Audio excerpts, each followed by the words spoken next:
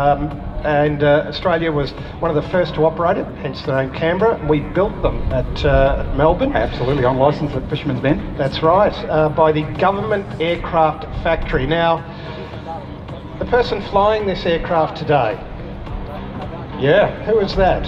So you recognise the name Vinny, ex-Chief of the Defence Force.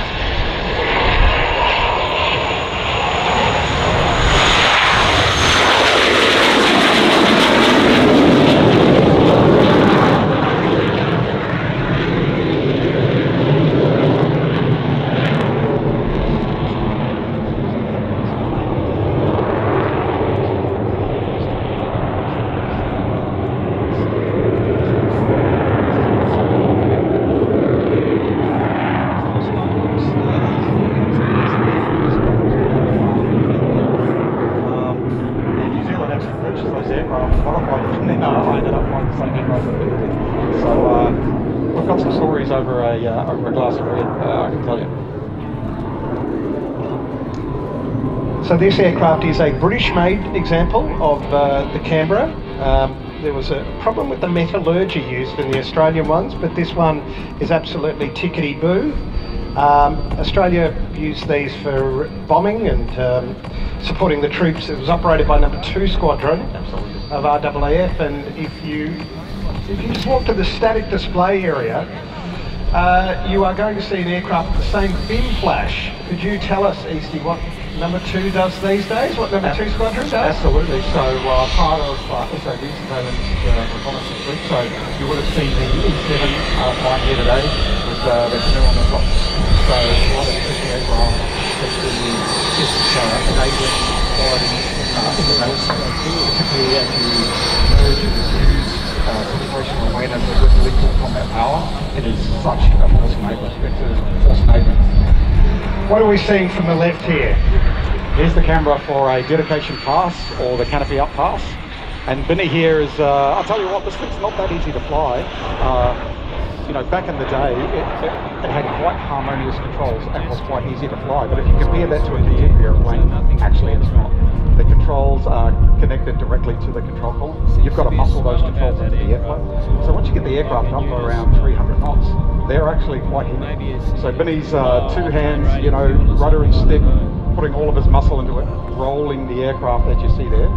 And because the trim changes a lot as you change speed, there are times where he's actually pushing forward on the control column because he hasn't been able to keep up with the trim and the nose is still climbing.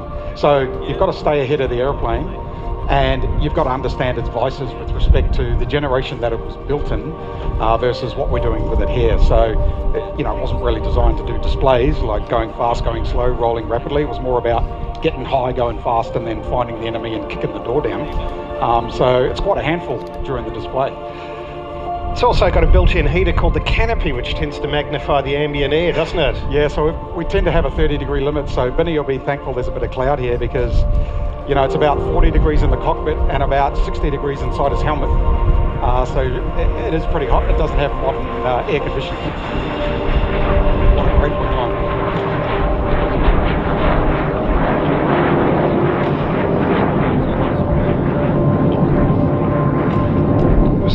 Such an instant classic that the British designers of English Electric got it right the first time, that it ended up being manufactured and used by the Americans, which truly is the ultimate tribute. The Americans are not known for taking foreign designs. Yeah, absolutely. So the B-57, heavily modified. There's still a couple flying with NASA at the moment. I mean, wow. Yeah, wow. Heavily modified, but a testament actually to the design, like the wing design, the fuselage. It's tough and rugged, and it just has really good harmonics with respect to its controllability. Yeah, fabulous. It has a glass nose. Why would it have that? Why would there not be a radar in there, for example? Yeah, so a lot of eyeball navigation, right? So whether you're finding targets, navigating, you know, not radiating out energy, which can be detected, so you know that you're there. So the Mark 1 eyeball during, you know, the Canberra's early days was a thing. So having a glass nose like that, the some of the instrumentation's not in there now. It's just a bit of a mattress to call up and have a look. But you know, you cannot overestimate how effective the human is out the front.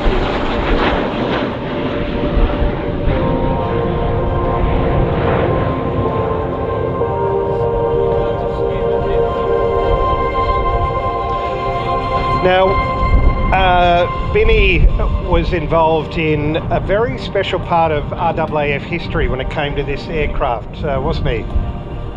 Oh yes, absolutely. And if you ask Benny, you know, what's one of the most special memories in your career? And I mean, he has a very distinguished career. He actually talks about the repatriation of the 2 pilots that were lost in Canberra during a night bombing mission in Vietnam. And you know, they actually found the remains in 2009, and Benny was part of the repatriation of the pilot flying officer Mike Herbert and the nav Rob Corbett, and that is just such a touching moment during his career. And like, they've been looking for that for a long time, and I think they've given up. And then you know, we've got science involved, science and technology, to try and narrow down where that aircraft might have ended up. And then they went trumping through the jungle, talking to the villagers, and eventually found them. Absolutely miraculous, and repatriated them in 2010. And as we look out and see Benny come past, that is one of his most special moments in his defence career.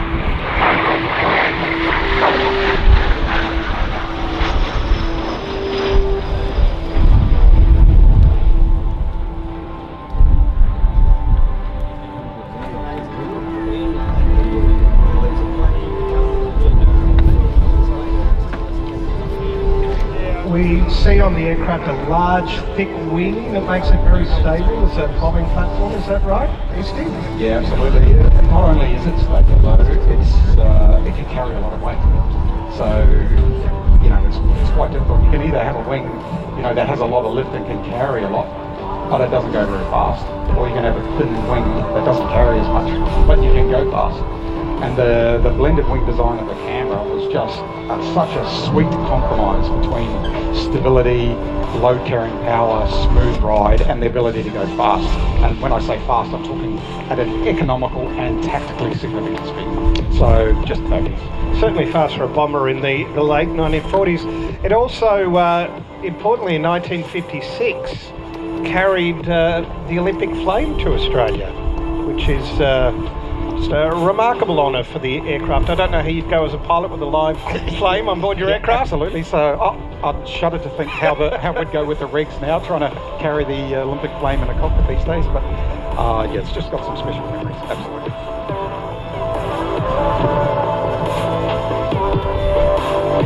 And Vinny's just on downwind here to land.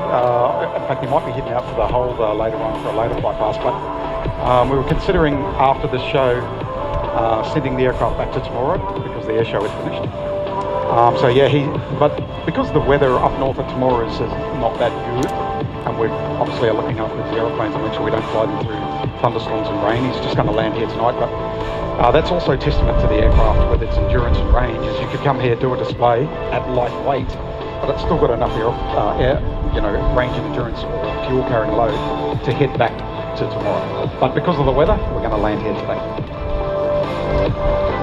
All right, if you get the chance, say good day to the good people of 100 Squadron, who are doing such an important job preserving the heritage of the RAAF, once upon a time the world's 4th largest air force, an air force with an incredible history, and I'm just really glad to see it being duly honoured by people of your calibre. Easty, thank you so much. Thank you, Tony, and thanks to everyone. You know, I feel privileged to have the honour to showcase some of our aviation history. Such an important piece of our aviation journey, and we get the chance to showcase, you know, some of where we've come from, and that's, you know, that's dear to me. So if you see anyone in a 100 Squadron uniform, you know, introduce yourself, ask any questions you like, come out to the museum either at Temora or at Point Cook, and come and have a look at these aeroplanes in the flesh. Well said. Well, from the history to the present, and what an exciting one it is, the Super Hornet not far off.